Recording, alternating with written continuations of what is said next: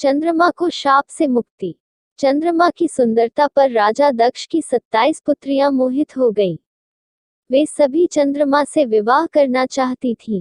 दक्ष ने समझाया सगी बहनों का एक ही पति होने से दाम्पत्य जीवन में बाधा आएगी, लेकिन चंद्रमा के प्रेम में पागल दक्ष पुत्रियां जिद पर अड़ी रहीं।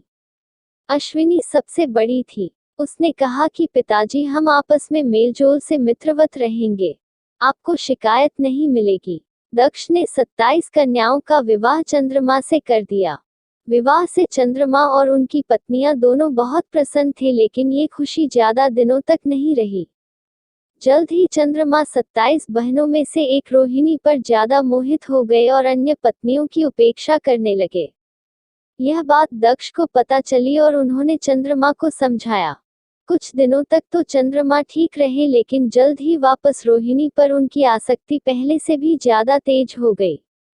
अन्य पुत्रियों के विलाप से दुखी दक्ष ने फिर चंद्रमा से बात की, लेकिन उन्होंने इसे अपना निजी मामला बताकर दक्ष का अपमान कर दिया। दक्ष प्रजापति थे, कोई देवता भी उनका अनादर नहीं करता था। क्रोधित होकर उन्होंने चंद्रमा को शाप दिया कि तुम क्षय रोग के मरीज हो जाओ। दक्ष के शाप से चंद्रमा क्षय रोग से ग्रस्त होकर धूमिल हो गए। उनकी चमक समाप्त हो गई। पृथ्वी की गति बिगड़ने लगी। परेशान ऋषि मुनि और देवता भगवान ब्रह्मा की शरण में गए। ब्रह्मा दक्ष के पिता थे, लेकिन दक्ष के शाप को समाप्त कर पाना उनके वश में नहीं था। उन्होंने देवताओं को शिवजी की शरण में जाने का सुझाव दिया। ब्रह्मा ने कहा, चंद्रदेव भगवान शिव को तप से प्रसन्न करें। दक्ष पर उनके अलावा किसी का वश नहीं चल सकता। ब्रह्मा की सलाह पर चंद्रमा ने शिवलिंग बनाकर घोर तप आरंभ किया। महादेव प्रसन्न हुए और चंद्रमा से वरदान मांगने को कहा। चंद्रमा ने शिवजी से अपने सभी पापों के लिए क्षमा मांगते हुए क्षय रोग से मुक्ति का वरदान मांगा।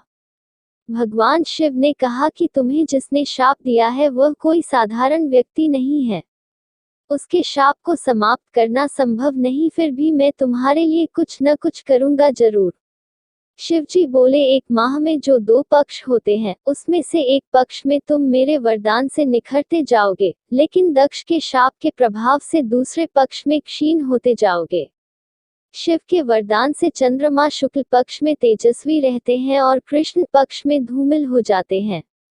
चंद्रमा की स्तुति से महादेव जिस स्थान पर निराकार से साकार हो गए थे, उस स्थान की देवों ने पूजा की और वह स्थान सोमनाथ के नाम से विख्यात हुआ। चंद्रमा की वे 27 पत्नियां ही 27 विभिन्न नक्षत्र हैं। शिव पुराण की कथा।